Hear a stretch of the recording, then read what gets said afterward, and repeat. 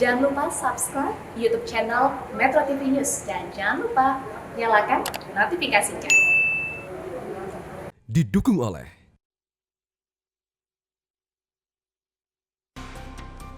Kembali bersama kami di Prime Time News. Pemirsa, untuk mengantisipasi adanya timbunan sampah di masa mudik Lebaran, Kementerian Lingkungan Hidup dan Kehutanan mengkampanyekan gerakan mudik minim sampah. Gerakan ini akan dilakukan di seluruh jalur moda transportasi dan rest area.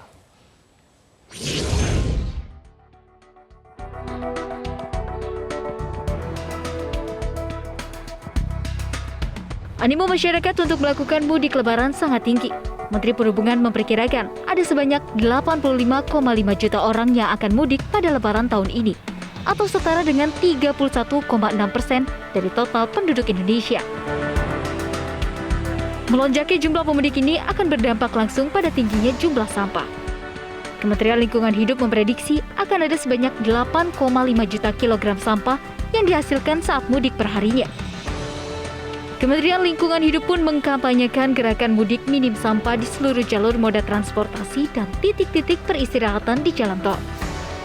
Untuk kelancaran gerakan mudik nyaman minim sampah, Menteri LHK Siti Nurbaya Bakar melakukan peninjauan langsung ke sejumlah titik untuk melihat persiapan fasilitas publik dalam menyediakan sarana dan prasarana tempat sampah. Selain itu, KLHK juga mengimbau para pelaku perjalanan mudik untuk tetap menjaga lingkungan dimanapun berada dengan meminimalisir sampah selama mudik. Tim Liputan Metro TV. Baik pemirsa, untuk membahas mengenai mudik minim sampah, kita akan berbincang langsung dengan Dirjen Pengelolaan Sampah, Limbah, Bahan Beracun dan Berbahaya atau PSLB3 KLHK, Rosa Vivin Ratnawati. Ibu Vivin, selamat malam. Terima kasih telah hadir bersama kami di Prime Time News. Ibu Vivin, kalau kita berbicara mengenai sampah, ini merupakan topik yang sering kali dilupakan, tapi tidak boleh diremehkan efeknya, Bu. Nah, ini apalagi kalau momen-momen nasional pada saat mudik Lebaran ini. Informasinya perkiraannya ada 85,5 juta pemudik. Betul. Nah, ini saya sendiri prediksi bahwa sampahnya akan sangat banyak sekali. Betul. Nah, ini antisipasi dari KLHK seperti apa, Bu? Iya. Begini Mas, jadi setelah kita 2 tahun vakum tidak boleh mudik ya, kemudian tahun ini diperbolehkan untuk mudik, jadi kebayang animo masyarakat luar biasa, sehingga perkiraannya ada 85,5 juta orang yang akan pulang kampung.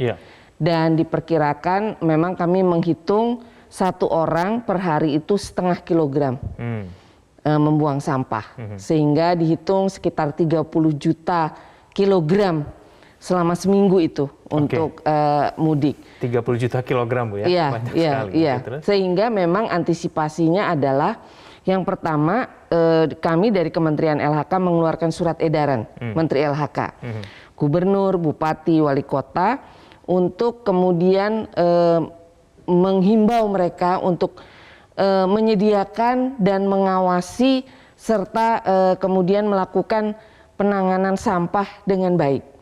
Penanganan sampah ini memang dari hulu ke hilir. Jadi tidak hanya kumpul angkut buang, tapi hulunya juga diatur. Jadi pemilahan sampah terpilah dan sebagainya. Selain itu juga edukasi.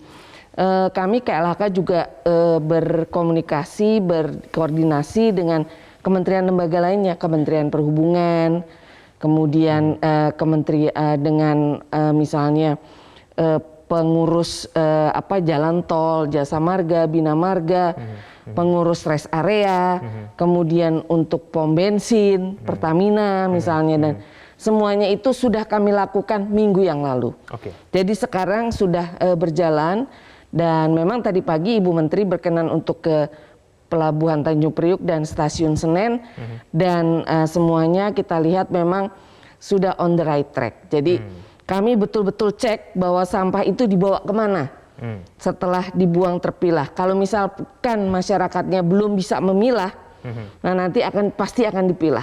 Dan soalnya kami concern, pemilahan itu penting karena dengan pemilahan maka ada sampah-sampah yang memang masih bisa didaur ulang. Jadi hanya residu saja yang dibuang ke TPA.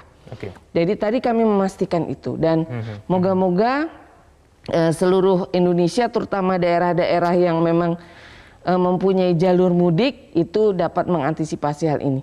Juga tempat pariwisata. Ketika orang sudah pulang kampung melakukan silaturahmi hari raya, besoknya pergi ke tempat pariwisata. Nah, itu juga kami meminta gubernur, bupati, wali kota untuk memastikan masalah pengelolaan sampah. Oke, Bu Vivin, tapi respon dari gubernur, pemerintah daerah begitu seperti apa, Bu? Dan kemudian stakeholder seperti apa? Apakah kemudian mereka bisa menjamin begitu ya bahwa tempat-tempat yang bakal dilalui oleh para pemudik ini akan bisa tetap bersih, Bu? Ya, yang pertama kalau pemerintah daerah, kami melakukan koordinasi terutama itu dengan Pemda-Pemda yang ada di wilayah Sumatera, Jawa, Bali, Nusa Tenggara Barat. Karena itu yang diperkirakan arus mudiknya akan jauh lebih besar. Ya. Tapi kalau untuk yang lain-lain, kami memang meminta Kepala Dinas Lingkungan Hidupnya bertanggung jawab dan mengirimkan catatan untuk itu ke Sistem Informasi Pengelolaan Sampah Nasional. Ada satu hal, Mas, insentifnya, disinsentifnya. Kalau mereka tidak melaporkan, mereka tidak akan bisa diikutkan dalam program Adipura, penilaian kota bersih. Nah, itu biasanya kota-kota akan menjadi lebih memperhatikan hal ini karena memang ada insentifnya. Sementara untuk yang lain, untuk pengelola rest area misalnya, mereka sudah menyambut baik. Kami sudah menyiapkan semua materi kampanye. Jadi dari rekaman suara yang halo-halonya itu, Mas. Kemudian untuk bagaimana kalau di tenda-tenda itu ada tempat edukasi untuk pemilahan sampah, itu kami juga bantu. Kemudian untuk backdrop dan sebagainya itu juga kami punya dan kami kirimkan ke semua untuk bisa dipasang. Dan ternyata alhamdulillahnya yang halo-halo tadi itu kami tadi barusan dapat laporan Jalan Tol Sumatera itu sudah pasang. Kemudian mudik minim sampah sudah dipasang di daerah-daerah. Jadi moga-moga ya tidak hanya tidak hanya baliho dan sebagainya, tapi juga implementasinya. Ya. Nah, ini kalau kita bicara mengenai sampah juga kan juga tidak lepas dari perilaku masyarakat sendiri ya, Bu Vivin ya. Mungkin dari pemerintah daerah sudah ada banyak hal yang mungkin dilakukan. Begitu juga dengan pengusaha SPBU misalnya. Tapi kalau membayangkan 85 juta orang melakukan aktivitas mudik bersamaan, lalu kemudian mereka berhenti di SPBU saja misalnya, Bu Vivin, biasanya kesadaran untuk membuang sampah itu minim sekali begitu loh. Ini kan sering sekali kita lihat. Betul. Nah, ini siapa, Bu, yang kemudian bisa berperan lebih untuk mengingatkan dan kemudian mengedukasi masyarakat ya? Bagaimana kemudian mereka bisa membuang sampah tepat pada tempatnya saja. Nah, itu bagaimana, Bu Vivin? Jadi memang semua elemen masyarakat harus digerakkan. Tentu saja lokus atau misalnya rest area itu penanggung jawabnya dia harus bertanggung jawab terhadap pengelolaan sampah. Tapi kan dia bertanggung jawab misalnya dipilah sampah. Tapi habis itu dibawa kemana? Komunikasinya sama Pemda, pemerintah daerah. Komunikasinya juga sama stakeholders, misalnya bank sampah terdekat. Karena kalau sudah dipilah, jangan sampai dicampur lagi, dibawa ke TPA, dibuang ke TPA semua. Sama aja kalau gitu ya. Jadi kami juga memang meminta kepada para misalnya yang rest area penanggung jawab itu berkoordinasi dengan Pemda. Pemda itu punya data bank sampah yang ada di daerahnya. Karena dengan bank sampah, maka sampah-sampah yang terpilah itu bisa dikelola lanjutannya, bisa dibeli dan sebagainya. Sementara yang dibuang ke TPA hanya residu. Nah, dibuang ke TPA-nya pun juga harus berkoordinasi dengan Pemda karena itu punya Pemda gitu loh, TPA. Pemda kabupaten kota. Jadi memang segala elemen itu harus bergerak. Selain itu juga pom bensin misalnya. Pom bensin kan milik Pertamina. Pertamina sudah bagus sekali mengirimkan kepada saya daerah-daerah di mana jalan tol itu sudah ada mudik minim sampah, drop box-nya juga dipilah sudah disediakan. Jadi kita semua bergerak, Mas. Jadi saya juga mengharapkan pada acara kita pada hari ini adalah mengajak masyarakat yang mau mudik, ayo sampahnya jangan berhenti di rest area, terus kemudian dibuang begitu aja, dibersihkan mobilnya tapi sekeliling rest areanya jadi kotor. Jadi buang pada tempatnya, pada yang memang cocok, organik, anorganik atau kertas, botol dan sebagainya. Oke, baik. Seperti itu. Edukasi mengenai sampah anorganik dan organik akan kita lanjutkan, Bu, di segmen Oke. selanjutnya. Pemirsa jangan kemana-mana, kami akan kembali.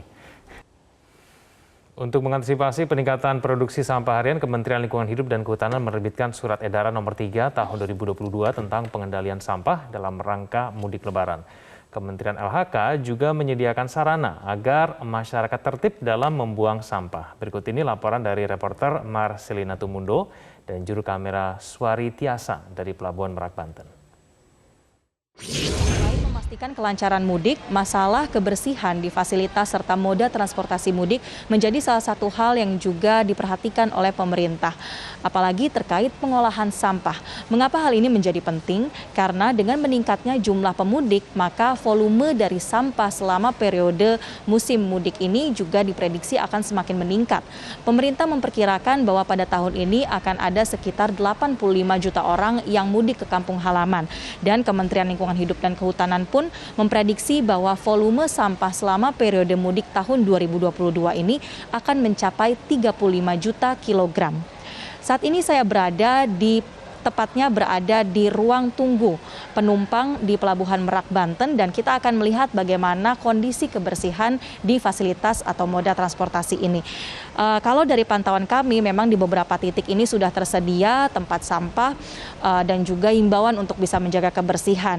Salah satunya ini yang berada di belakang saya, ini merupakan tempat sampah yang sudah disediakan, bahkan juga sudah ada keterangan pemilahan jenis-jenis sampahnya, seperti sampah plastik, kertas, kaleng, dan juga ada tulisan sampah umum di sana. Artinya sebetulnya sudah ada upaya dari pengelola Pelabuhan Merak ini untuk memberikan edukasi kepada masyarakat dan imbauan agar dapat menjaga kebersihan dan juga dapat membuang sampah sesuai dengan jenisnya. Tetapi kalau saya lihat lagi tadi memang beberapa tempat atau tong sampah ini sudah dalam kondisi yang penuh dan belum dibersihkan oleh petugas, sehingga dari segi kebersihannya juga masih belum cukup maksimal begitu. Dan selain itu juga selain pentingnya menjaga kebersihan dengan membuang sampah pada tempatnya dan juga mengikuti imbauan pemilahan sampah, perlu adanya kesadaran dari masyarakat untuk mengurangi penggunaan kantong plastik sekali pakai, seperti dengan membawa tas kain atau tas belanja, kemudian juga membawa botol minum dan juga alat makan sendiri, sehingga selama perjalanan tidak banyak menghasilkan sampah-sampah plastik yang tentunya juga berbahaya bagi lingkungan dengan jumlahnya yang semakin meningkat. Adanya imbauan dan juga kesadaran dari masyarakat serta dari instansi terkait, dari pengelola pelabuhan atau moda transportasi lainnya, ini menjadi penting agar nantinya setelah periode arus mudik dan arus balik ini volume sampah dapat semakin ditekan. Dari Pelabuhan Merak, Banten, Marcelina Tumundo, Suari Tiasa, Metro TV. Pemirsa masih bersama dengan kami, pemirsa Dirjen PSLB3 KLHK Rosa Vivin Ratnawati. Ibu Vivin, kalau kita memantau tadi bersama-sama teman saya di Pelabuhan Merak tadi, memang sejumlah fasilitas sudah ada tempat sampah yang dipilah begitu ya, itu bagian dari edukasi. Tapi mungkin masih banyak masyarakat yang belum mengerti. Pentingnya memilah sampah itu apa sih sebetulnya? Betul. Dan menurut Bu Vivin bagaimana? Apakah memang masyarakat sudah sadar mengenai pentingnya itu atau belum? Bagaimana? Jadi gini, kalau masalah memilah sampah memang kesadarannya masih belum tinggi. Tapi sekarang sudah mulai terdorong. Oke. Jadi masyarakat ini kan kadang-kadang begini, udah dipilah, kemudian dibawa oleh misalnya yang menjemput sampah, dijadikan satu lagi. Itu yang menjadi persoalan. Satu. Kedua, gunanya dipilah tuh apa sih? Ya kan? Sebenarnya kan saya juga mau menyampaikan ke masyarakat, memilah sampah itu adalah menjadikan sampah menjadi sumber daya. Kalau dipilah sampahnya lebih bersih, botol plastik, kertas, kemudian yang lain-lain, ada kaca dan sebagainya. Kalau dipilah dia tidak akan tercampur dengan sampah-sampah makanan misalnya. Kita makan nggak habis, ada kuah-kuah kecipratan dan sebagainya. Sampah ini tidak akan laku. Dia harganya akan jauh lebih murah kalau tercampur. Tapi kalau dipilah, dia sampahnya itu akan menjadi lebih mudah untuk dipakai lagi, dijadikan sumber daya. Kalau Mas ingat tahun 2019 bahwa ada sampah yang masuk ke Indonesia, ingat nggak kontainer? Nah, itu sebetulnya yang diimpor adalah bahan baku daur ulang. Oke. Apa? Sampah terpilah, sampah kertas, sampah plastik. Kenapa kita masih impor? Iya. Karena sampah terpilahnya itu kurang di Indonesia. Jadi ngambil dari luar negeri. Iya. Nah sekarang mari kita gunakan sampah dalam negeri saja untuk menjadi bahan baku daur ulang. Oleh karena itu harus dipilah. Nah dalam kerangka mudik ini kan biasanya nggak sebanyak ini. Tiba-tiba ada jutaan orang. Iya. Kemudian pulang kampung bareng. Terus kemudian kalau sampahnya nggak diurus kan luar biasa. Iya. Padahal di dalam sampah-sampah yang dihasilkan oleh para pemudik itu kan ada sampah-sampah yang sebetulnya punya sumber daya sebagai bahan baku daur ulang misalnya. Laku kalau dijual. Yeah. Kan sayang betul kalau dijadikan satu, dibuang semuanya ke TPA. Padahal tahu TPA kita terbatas. Nah oleh karena itu memang tak henti-hentinya kami dari KLHK mengimbau, pilah sampah dari rumah, pilah sampah juga bagi pemudik dari mobilnya, dari angkutan umum, atau di tempat-tempat titik kumpul para pemudik itu, kita sediakan tempat sampah terpilah. Dan juga untuk teman-teman pemerintah daerah, juga saya minta untuk melakukan pengawasan terhadap fasilitas-fasilitas umum itu. Demikian. Fasilitas-fasilitas pengelolaan sampah itu sampai hal yang paling kecil saja tempat sampah yang ada edukasi itu bisa dijamin ada di semua tempat tidak sih, Bu Vivi?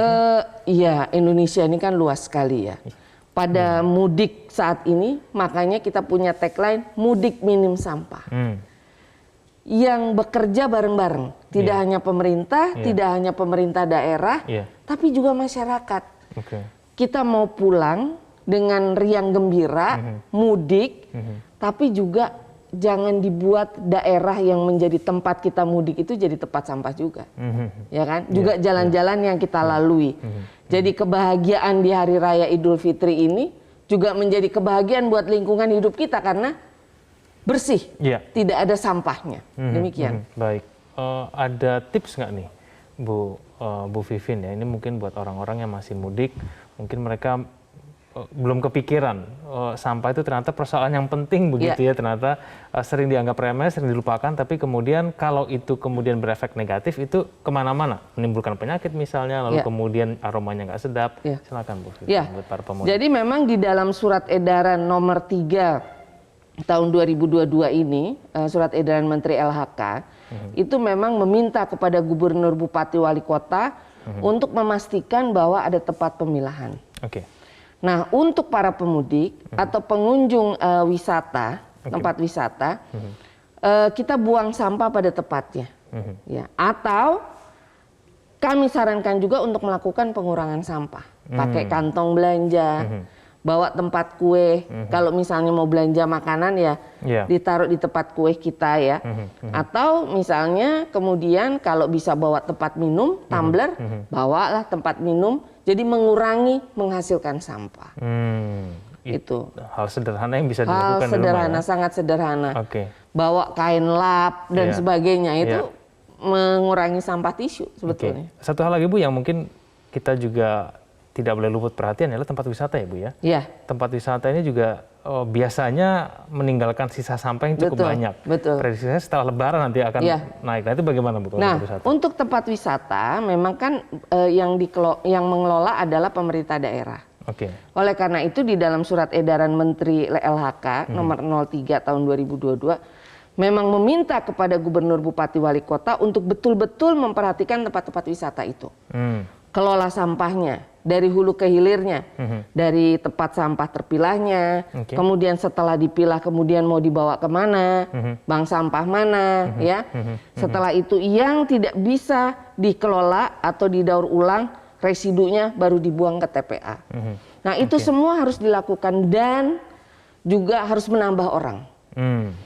Waktu rapat dengan pemerintah daerah se-Sumatera, se-Jawa, Bali dan Nusa Tenggara Barat, saya menekankan betul bahwa tolong tambah orang. Memang ini adalah hari raya Idul Fitri. Orang bersukacita karena ini adalah hari kemenangan. Tapi jangan lupa bahwa ada lingkungan hidup yang perlu kita jaga. Sehingga kami meminta untuk dijaga betul dengan menyediakan